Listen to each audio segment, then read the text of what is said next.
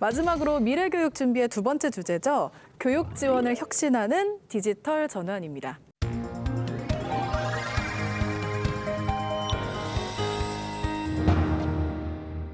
코로나19가 심각한 상황이었을 때죠. 학생들이 공부할 수 있도록 이 스마트 기기를 보급했는데, 그런데 지난 저희 방송 때요. 학급별 인원을 축소하거나 아니면 또 다른 방법을 통해서 아이들이 직접 교실로 올 수 있는 게 낫지 않나라는 의견이 나왔었습니다.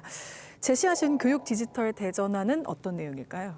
지금 우리 아이들이 공부하는 것이 과거처럼 지식 습득에 있지 않습니다. 이 문제를 해결하고 불확실한 미래를 헤쳐나갈 수 있는 그런 역량을 키워야 됩니다. 네. 그래서 수업도 학생들이 직접 주인이 되어서 발표하고 토론하고 문제를 해결하는 그런 수업들이 많습니다. 네. 이번 신학기가 되면 1인 1 스마트 기기 지원이 다 되고 선생님들은 이미 노트북이 지원이 되어 있습니다. 이제는 교육 분야에서 AI라든지 빅데이터 이런 것들이 적극 활용될 그런 시대가 됐고요. 교육 분야에서도 디지털 전환이 필요하고 교육 행정 측면에서도 디지털 전환이 필요합니다. 노력하고 있다는 말씀드리겠습니다.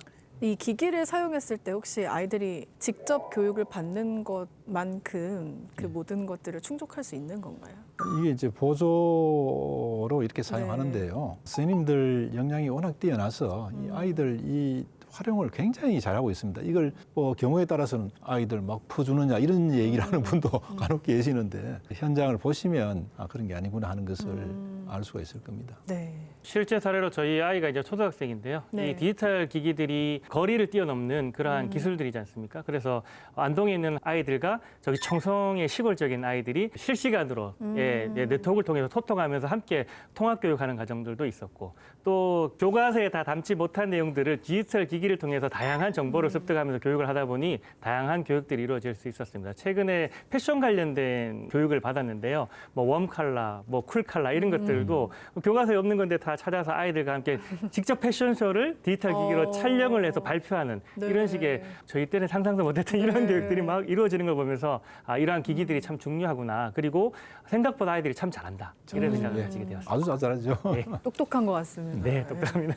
스마트폰도 애들한테 얘들아 이거 어떻게 물어야 될 맞아요. 형편인데 교사가 이걸 주도적으로 끌고 가려고 하니 상당히 어려움을 겪고 있는 선생님들이 많이 계신다는 것입니다. 새로운 환경이 등장할 때마다 경제적 양극화뿐만 아니라 교육적 양극화가 발생될 수밖에 없다. 디지털 전환이라는 이런 부분들 역시 마찬가지. 학생들 내에서도 이를테면 가정의 교육 여건이 어느 정도 충족되어 있다는 학생들에게는 즐겁고 행복한 시간이 될 것이고 그렇지 못한 학생들에게서는 차별당하고 소외되는 느낌을 받을 수 있는 것이 디지털 전환 교육이 될 수도 있다는 생각을 가집니다. 한 아이도 놓치지 않겠다라는 따뜻한 교육의 방향은 그렇지 않은 학생들에게 우리가 어떻게 접근할 것인가에 대한 고민을 좀 많이 해야 된다고 생각합니다. 말씀해 주신 것처럼 디지털을 사용하다 보면 소외되는 아이가 생기기 마련인데요.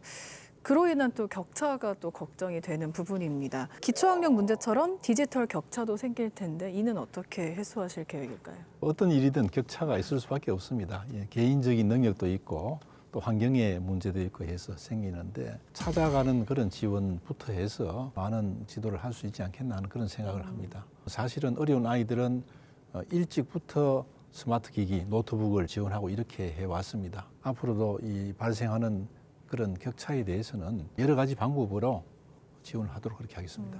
코로나 시기에 온라인 교육의 조건으로 장소, 기기, 성능, 지원자 4가지를 꼽습니다. 중요한 건 지원자입니다.